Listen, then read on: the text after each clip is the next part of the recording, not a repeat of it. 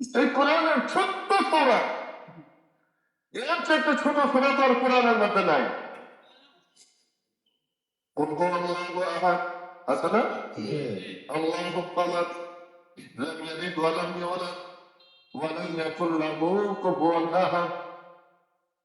আল্লাহ বলেন এই সামান্য সূরা কেউ যদি প্রতিদিন 200 বার তেলাওয়াত করে কতবার? 40 মিনিট লাগবে। 40 দিন পড়ার পর আধা ঘন্টা 20 মিনিট লাগবে মাত্র। আল্লাহ রসুল কেউ যদি এই সূরাতুল ইখলাস প্রতিদিন 200 বার যদি আমার কোন উম্মত আল্লাহর কোন বান্দা যদি তেলাওয়াত করে সে জান্নাতে যাবে। বলো না কোথায় যাবে? আরে বলো না কোথায় যাবে? জান্নাতে যাবে। আল্লাহ রসুল বলেন এই যে 200 বার সূরাতুল ইখলাস তেলাওয়াত করলো সে কোন জান্নাতে যাবে? জান্নাতুল ফেরদাউসে যাবে না নাঈমে যাবে, না জান্নাতুল মাওয়াতে যাবে, না জান্নাতুল আদনে যাবে?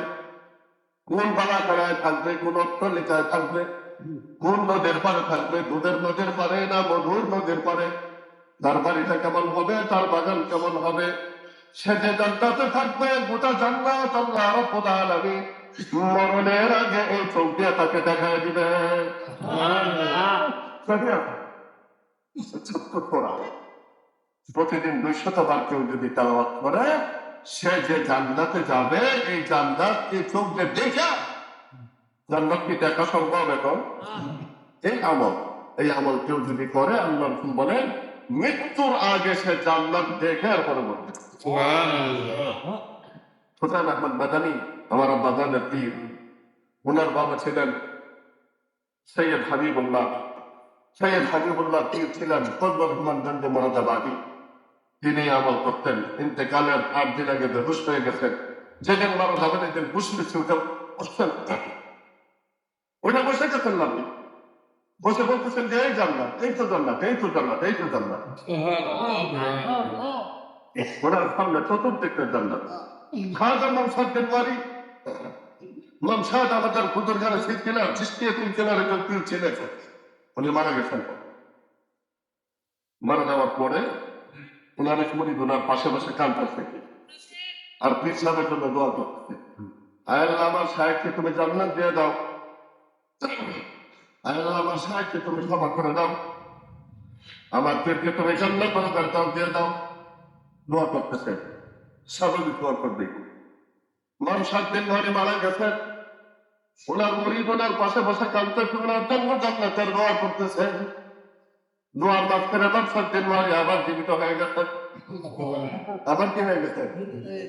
জীবিত হয়ে তার মুরিদকে বলতেছে যে আল্লাহর বান্দা তুমি আমার জন্য জান্নাতের দোয়া করতেছ, একদিন নয় 2 দিন নয়, বিগত 30 বছর যাবত। কতদিন? এগুলো কতদিন? 30 বছর যাবত আল্লাহ রাব্বুল আলামিন আমার সামনে জান্নাত ধরে রাখছেন। 30 বছর যাবত আমার সামনে জান্নাত ধরে প্রতিদিন আমার মৌলা আমাকে একবার বলে ও মামসাদ জান্নাত, তুমি জান্নাত নিয়ে যাও। আমি একবারও বলি না আমার মৌলাকে। তিনি বলতেছে যে আমি জান্নাতের দিকে তাকাও নেই।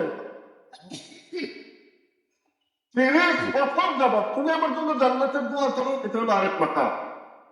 তুমি আমার জন্য জান্নাতের দোয়া করো, আমার মৌলা 30 বছর যাবত জান্নাত ছাড়তেছে আমার সামনে প্রতিদিন, আমি দেখি না, কারণ আমার জান্নাতের দরকার নাই, আমার দরকার জান্নাতের মালিকের মৌলা তোমার চাই না। এটা আরো বড় কথা। এটা কি আরো বড়, আরো পরে, আরো পরে, আরো পরে, আরো পরে মাকামের কোন শেষ নাই, স্থানের কোন শেষ নাই। আরেকদিন আলোচনা করবো সেই বিষয়ে। তা আমরা ইনশাল্লাহ সূরাতুল ইখলাস আমল করবো ইনশাল্লাহ। কেন করবো?